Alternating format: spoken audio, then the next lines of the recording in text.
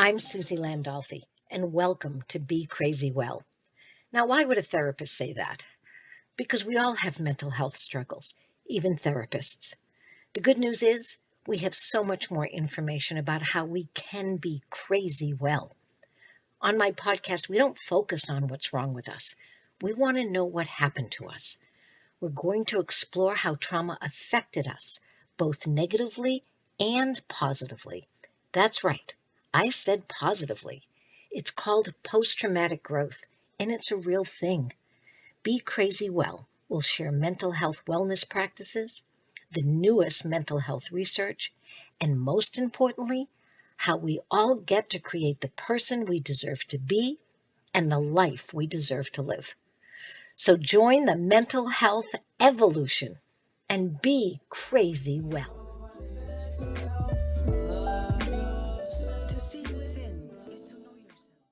Even at my old age, I think that, how much more trauma can happen? A shitload. And trauma can even happen when you don't make it happen. The universe, other people, dogs, cars, wars. There's no guarantee that trauma isn't going to keep showing up in our lives. One of I think the worst things that happens to those of us that have trauma is we start to believe that there's something wrong with us. Like the effects of trauma start to make us question about ourselves, our value. More importantly, we question if we are normal. This book is called The Myth of Normal by Dr. Gabor Mate. I've been a huge fan of his because he's not one of those hypocritical doctors. He talked about his own struggle with shopping addiction. He's talked about the trauma that he experienced as a child because he is from a family that suffered greatly in the Holocaust. And what else I like about him a lot is he keeps learning. He doesn't come up with something and then sell it, and then years down the road, keep selling the same thing over and over again when we know differently. He's the one changing the service, changing the definitions, changing the healing. He's a true disruptor. So when this book came out, I thought, this is great, because I have a lot of people asking me, is that normal? Is it normal what I'm doing?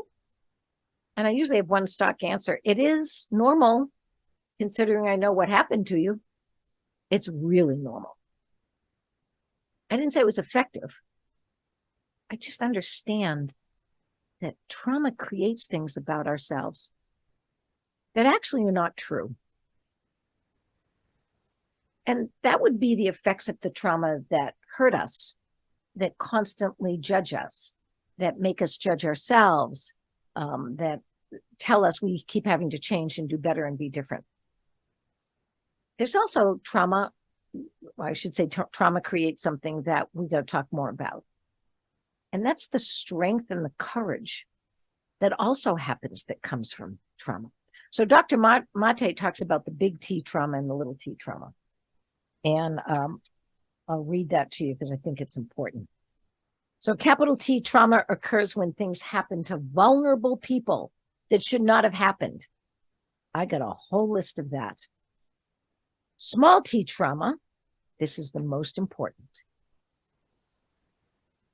These are memorable but hurtful and far more prevalent misfortunes of childhood.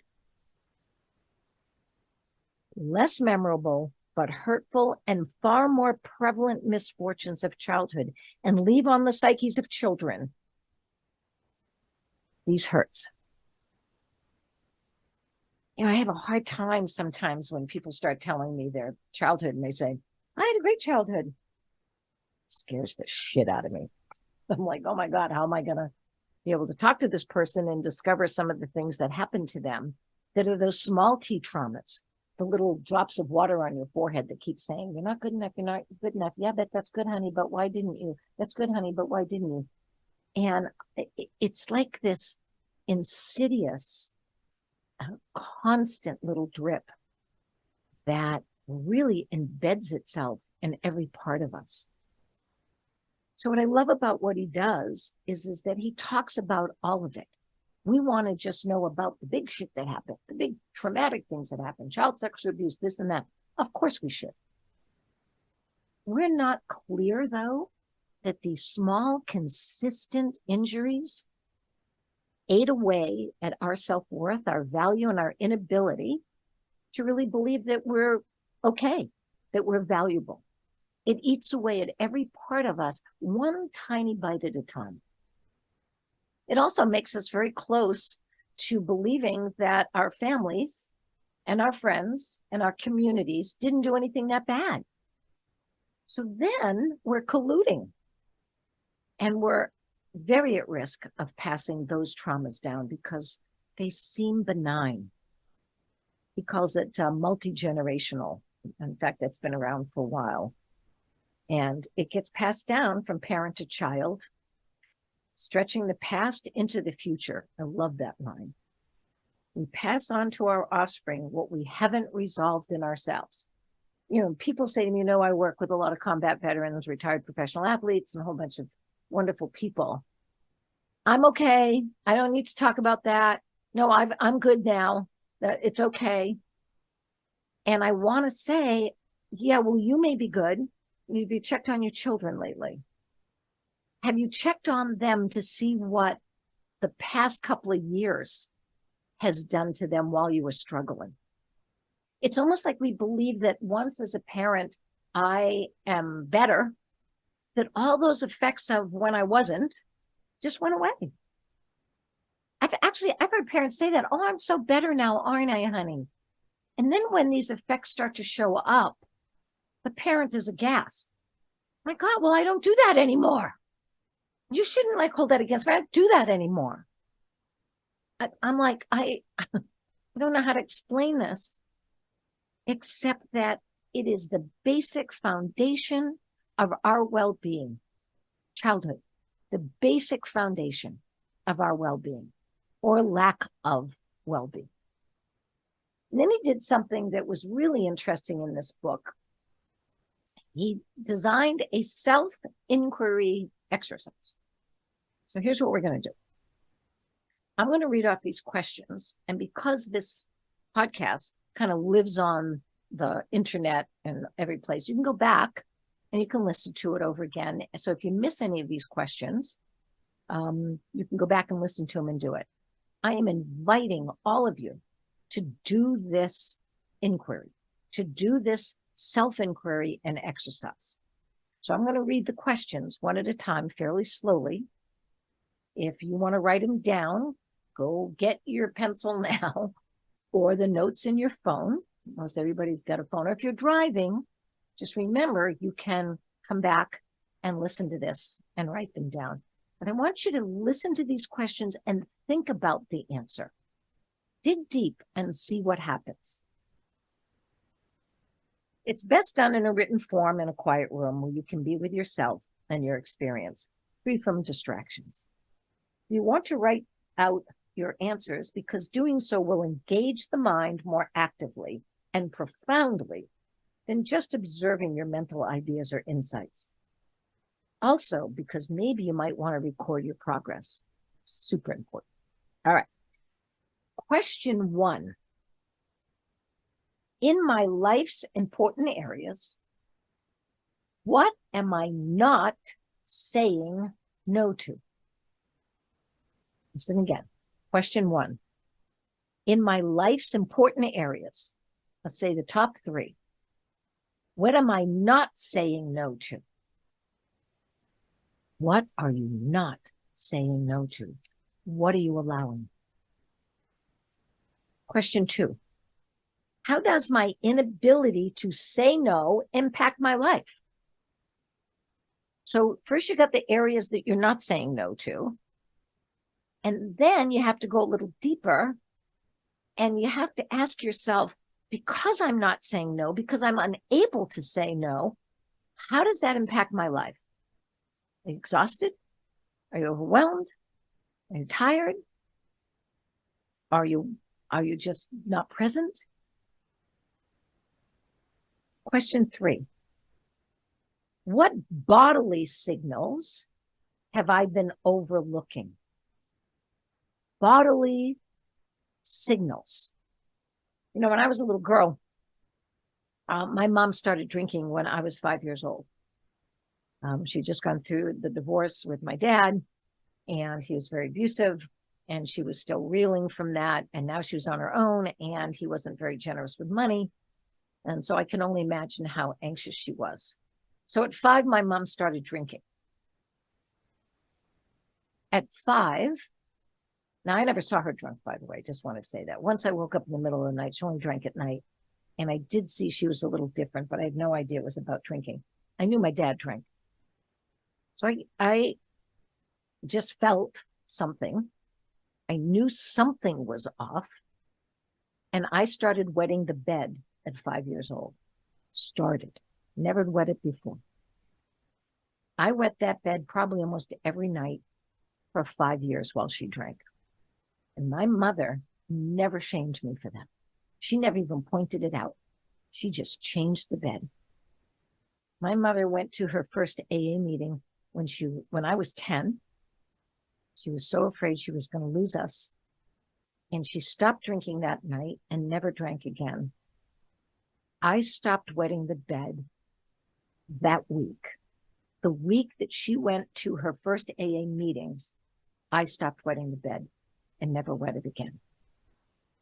The body has signals. Any autoimmune issues you have, any stomach issues, it's trying to tell you something. It's not just a physical signal.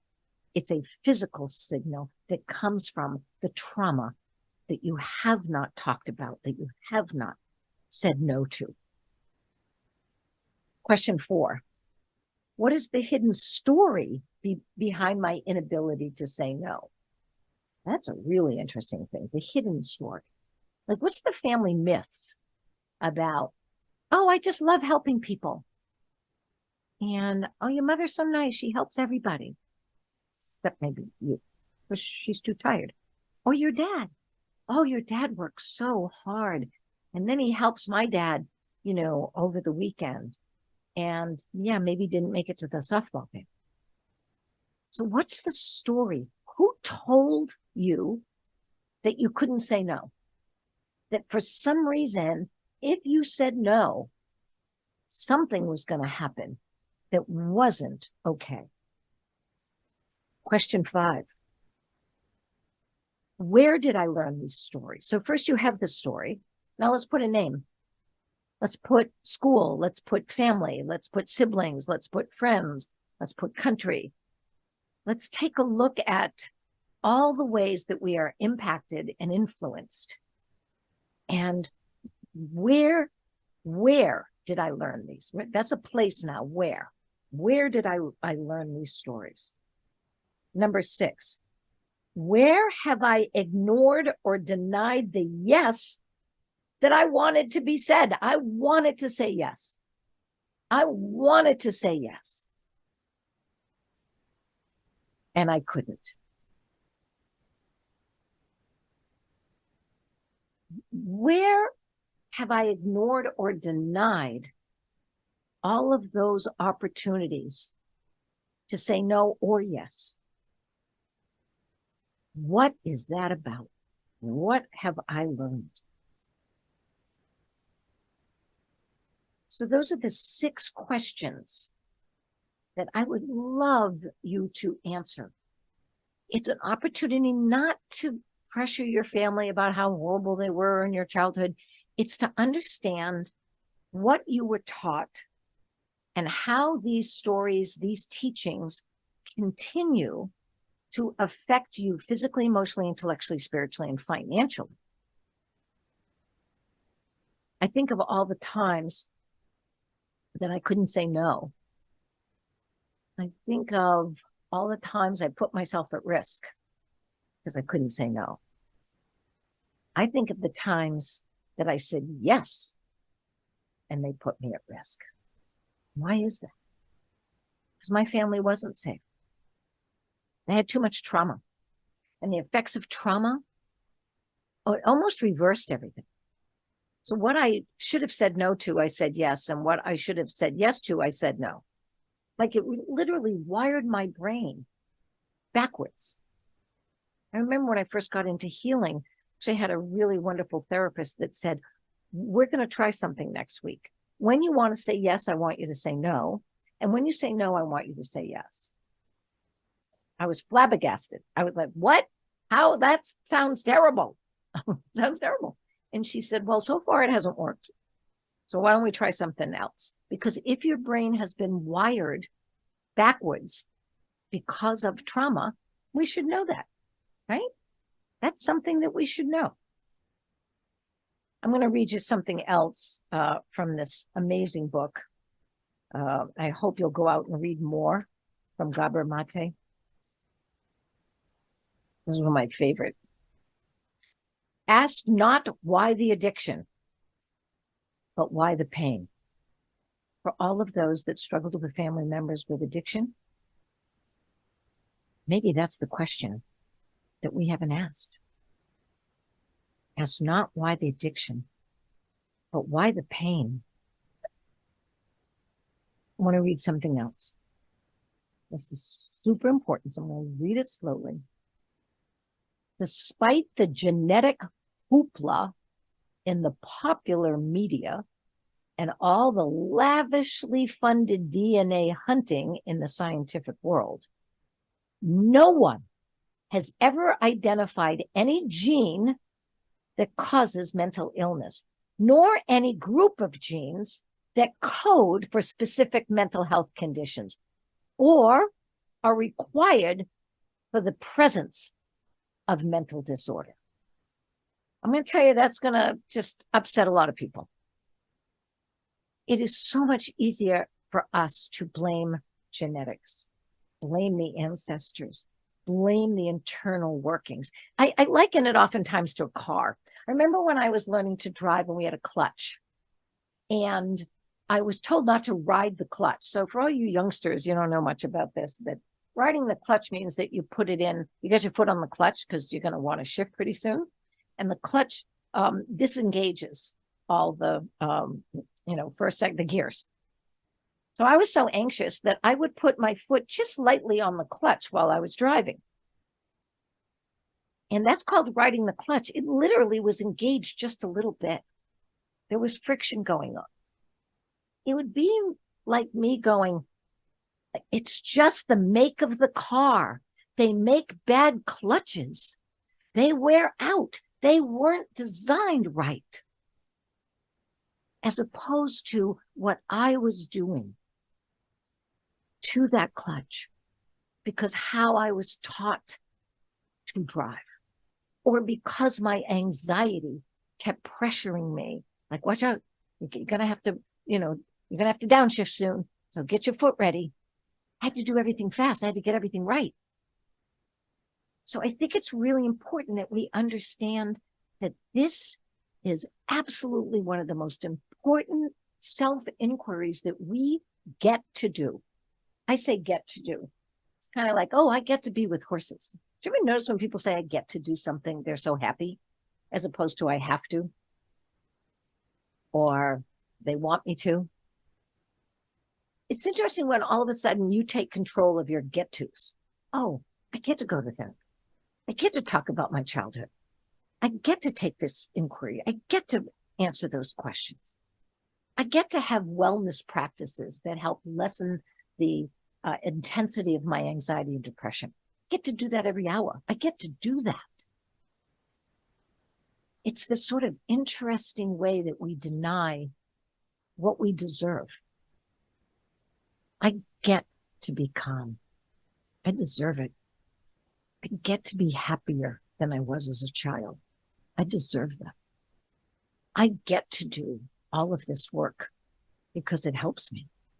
I get to do that. All right. The myth of normal. I hope you'll look it up. I hope you'll listen to it or read it. I do this, I read these books a lot, and I have to have a Oh, here it is. Yes. I have to have my highlighter. And then I have to have these. Gotta have my sticky notes.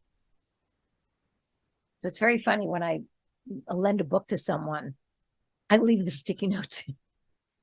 And I ask them to just add theirs. But sometimes I get a book back and it's filled with sticky notes. One's an underlining that I didn't see. It's also allowed, if you own the book, to write in the columns and in the margins.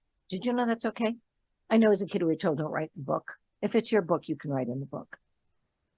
So whenever a book or the self-inquiry or anything sparks some ideas about what happened to you, the big T traumas, the little T traumas, and the post-traumatic growth trauma, absolutely write it down, because you get to. You get to be crazy well. How cool is that? You get to be crazy well. You notice I didn't say you get to be normal well. I think you probably figured that out. I'm not a big fan of normal. And thank you, Gabor Mate, for letting us know that most of what we think is abnormal is just unbelievable reactions to what happened to us. All right, everybody, have a great week. We'll talk again soon. Be crazy well. Be your best self. That's the name of the theme song by Kalvin Love. Can't thank him enough for giving me the opportunity to use that song. All right, everybody. Talk to you soon. Bye.